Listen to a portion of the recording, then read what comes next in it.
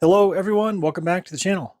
Today's topic is an update on the Cooper S project. Now I talked about this previously in that I was going to do a whole video on the clutch and flywheel assembly. Well, that's the episode that we're going to do today.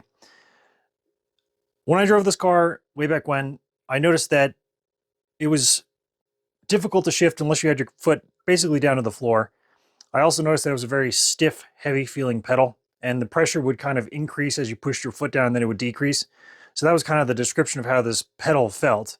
Now, I'll talk about why that is in a minute, but let's talk about the flywheel itself for just a second here. So I complained about this in the previous episode being the ultralight flywheel. You can see here it's got this big hole, whereas this one does not.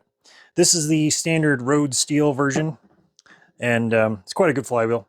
It needs setting up as well, but this is not the flywheel we're going to be using for this car. This is just here for demonstration. Yes, I know this is a different tooth ring gear. This is for my clubbing, as my clubbing uses the pre-engaged starter, whereas the Cooper S uses an inertia starter. But I'll be using this as demonstration. So with the Cooper S, first thing I notice is that this diaphragm here appears to be a gray diaphragm. You'll notice there are these spot welds here. This is for the reinforcing that happens in here. You'll notice this is an orange one. It does not have the spot welds. And if I take this off, I'll probably find a mark on the spring. There's also a paint mark right here as well, but I'm going to verify on the spring when I pull this cover off. So for starters, why is that important? Well, the gray version is very, very stiff. It's designed for competition use, high horsepower, high torque engines. This particular engine was not built that way, so therefore it did not need such heavy clutch diaphragm. One of the problems of having heavy clutch diaphragm is that every time you press on the clutch pedal, you're having to shove this heavy diaphragm into the flywheel. Actually, you're having to shove a stiff spring against this flywheel. And what that does is it pushes against the crankshaft and basically prematurely wears out the thrust washers, because that's the only thing that can handle that stress from this end of the crankshaft. So this is way too stiff, particularly if you want to go for longevity. This is not the diaphragm to use. So problem number one, I noticed that it's just using the standard bend over lock tabs, probably been reused from the last build. I would have used higher quality bolts, but that's beside the point. Second thing I notice here is that we've got 2 drive straps. Now, typically a high performance build would use 3 drive straps for more stability. This one only has 2, so that's unfortunate. And then if we look in here, I might have to grab a flashlight to show you guys what I'm looking at, but this area here is the spring of the diaphragm. Yeah, let me grab a flashlight. Okay, so this bit here that I'm pointing out with my finger, that's the spring. When these clutches are set up properly, this surface of metal should be parallel with the surface of the flywheel. And to check that, I'll use an old drive strap to show you the angle of this diaphragm. So if we take a flat surface, such as this drive strap here, and we lay it against the diaphragm, if we look down the plane of the flywheel, we can see that this drive strap is leaning outwards, meaning that it's not parallel with the flywheel surface. And that's a problem because that means that this clutch was not set up well.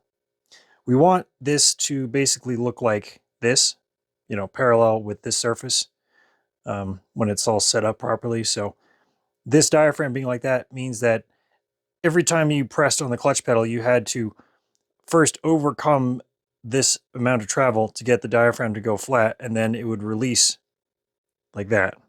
So typical common problem is that, again, these things don't get set up properly. So the way you'd set this up properly is you would actually fit the diaphragm to the pressure plate like this.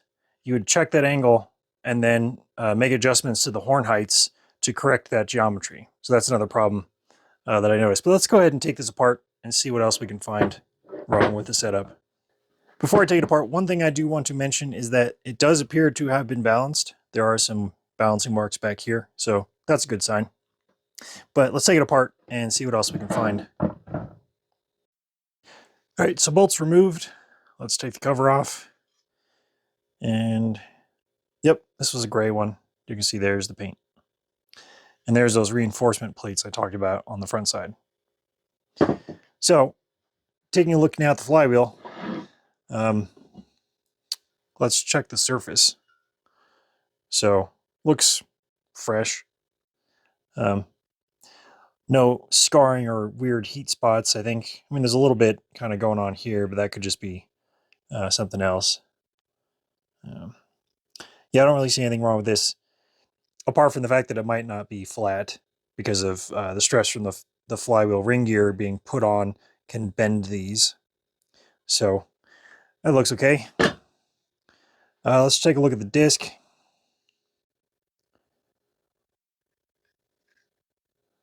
Disc, looks pretty good. No grease on the splines. That's unfortunate. I always grease the splines. So take a look at the pressure plate. We can see we have a lot of hot spots. A lot of chatter going on with this clutch. Yeah, that's not good. I was wondering, it does appear to have at least been somewhat refinished, but yeah, there's definitely a lot of hot spots and chatter going on. Now, I mentioned earlier about the diaphragm not sitting properly, and the way you correct that is by measuring the angle of that drive strap I showed you. So you'll see how much deflection there is, and then you'll figure out how much to remove off of the horns. Typically, you can just take the drive straps out of the assembly and get the cover to sit further down. And then once you figure out where a parallel is, wind the screws back while you're doing a torque test. There's a whole procedure. I can do another video on it. But basically, when you machine the surface here, you also need to machine the horns heights down the same amount or more to correct the geometry. But anyway, that's basically what I see in this. And like I said, I did see some balancing work happening back here. So at least it was balanced, I think. Well, anyway, we are not going to be reusing any of this stuff. I have a brand new clutch flywheel assembly. Actually, the same as this other one over here. I have this basic flywheel with this ring gear. I've sent one off to AC Dodd to have set up and balanced so that when the engine comes back, I can just build rather than worrying about working on this one, because basically the only parts that are reusable on this kit is the pressure plate, because I don't want to use this flywheel because it's too light for the road application. And I don't want to use this diaphragm because it's too stiff for a road application.